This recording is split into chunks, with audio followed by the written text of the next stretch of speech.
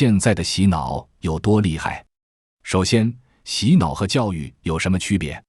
如果一个场合到处充斥着令人激动的音乐和灯光，学员们个个手舞足蹈，嘴里喊着同样的口号，做着同样的动作，这些人都是身体上的狂欢，大脑早就停止了思考，被操控。这就是洗脑。如果一个场合里的人特别安静，除了对话之外再也没有其他声音，大家虽然外表冷静，但是大脑都在高速运转，因为每个人都在找自己的答案。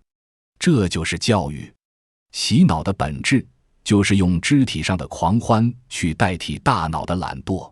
教育的本质就是让一切都停止下来，给大脑思考的空间。洗脑就是我发现了一条成功捷径，赶紧跟我走。教育就是告诉大家世上没有捷径，好好做自己。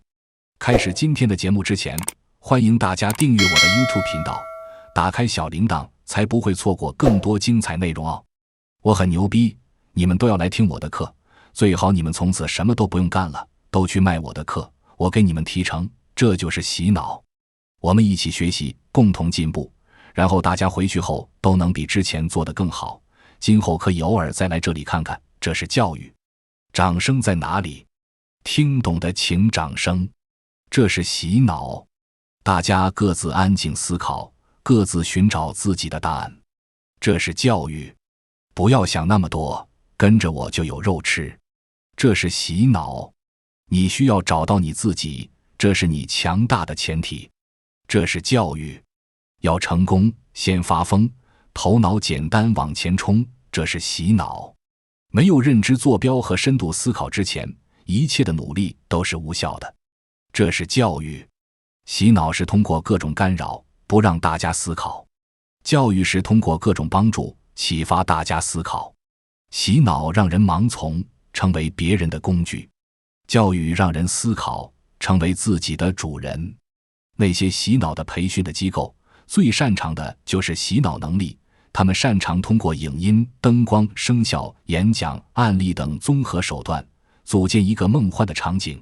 这个场让你陶醉，让你丧失独立思考能力，然后跟着他们的思路走，认为自己马上可以一夜暴富，然后在全场情绪最高潮的那一刻，他们会让你刷卡付钱。表面上看，很多参加培训的人都是去学习的，其实 90% 的人都是病急乱投医的。他们目的不是学习，而是偷懒，是想花钱买捷径，最好能弄到一把万能钥匙，然后躺着不动，把所有问题都解决了。而这些培训大师善于搜集各种信息，再编织成新鲜的概念，然后包装成各种新奇的理论，宣称找到了商业的捷径或诀窍，可以帮我们绕开弯路，让很多人趋之若鹜。这是典型的智商税。然而大家都迷恋找捷径，所以洗脑的人可以不断去割韭菜，而真正做教育的课堂反而没人来听。自古真心留不住，唯有套路得人心。千军万马都在被洗脑的路上，都在追求术，人间正道无人问津。培训卖的是药，教育提供的是药方。如果人人都有药方了，卖药的人就赚不到钱了，所以卖药的要联合来反对那些提供药方的人。因为只有让大家保持愚昧，才能不断地制造和贩卖焦虑。如果人人都心性圆满了，心力强大了，那么消费主义、享乐主义、焦虑主义就不适用了。这是商家最怕看到的。地狱空荡荡，魔鬼在人间，那些培训大师、网红、主播都在给大家洗脑。那些商家最擅长的就是攻占大家心智，他们都赚了很多钱。而像孔子和苏格拉底这种以教育为己任的人，注定贫穷。现在的鸡汤有多毒？你知道现在的毒鸡汤有多么害人吗？人们的大脑被不断侵蚀，都活在各种妄念和幻想里，成了任人宰割的小绵羊。这个问题太值得警醒了，大家务必花几分钟看完下面这个内容。首先，鸡汤和哲学有什么区别？举个例子，如果一个人说，无论你吃了多少苦，受了多少背叛，这个世界总有一天会加倍补偿给你的，这话就是鸡汤。而如果有人说一个人的成就是由出身环境、资源条件、性格天赋、认知层次、时代特性等各种因素共同决定的，这就是哲学。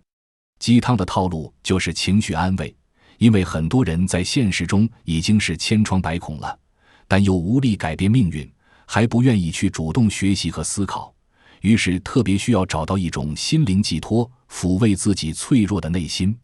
而哲学不一样，它往往枯燥乏味，但是却会从多角度、各方位考虑问题，让你更加清楚地看懂这个世界。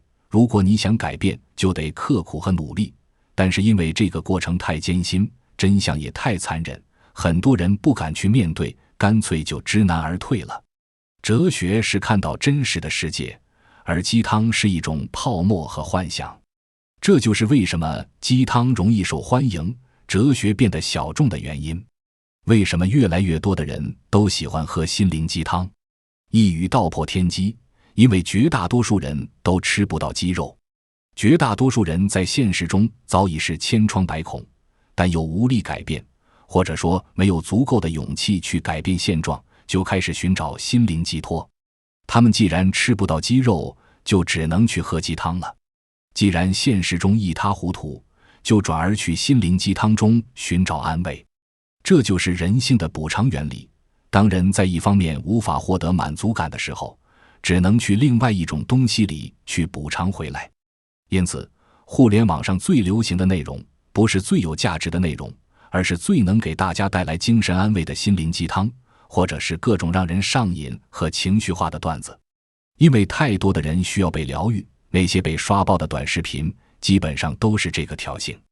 越是能让大众产生幻想的传奇，越容易让大众疯狂和着迷。而真相往往太普通了，大家根本对此毫无兴趣，一直充耳不闻。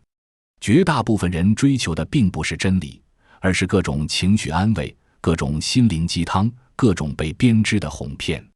人们最想表达的永远不是内容本身，而是渴望被理解的心情。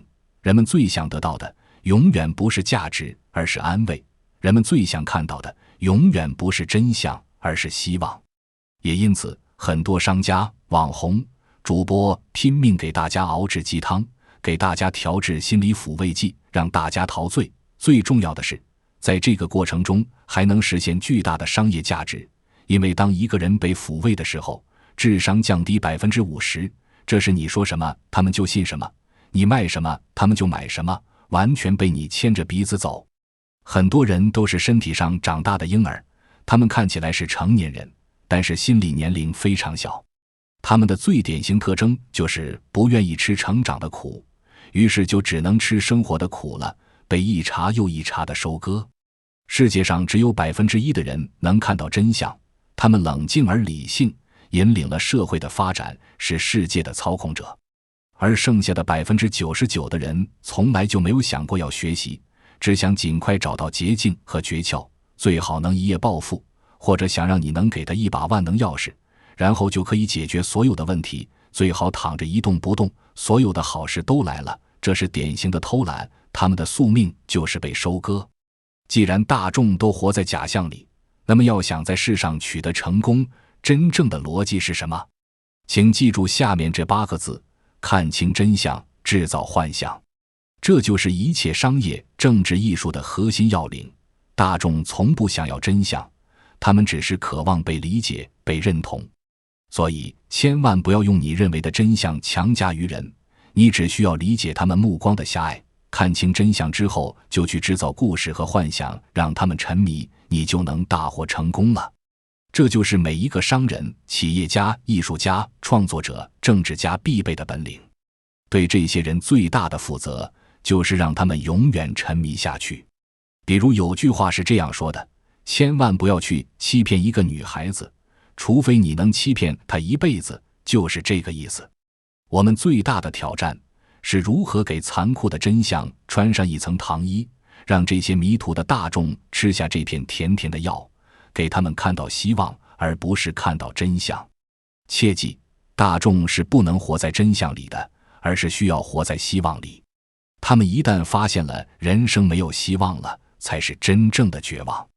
千万不要试图把真相呈现给大众，真相一旦说出来，就会干扰正常的社会秩序。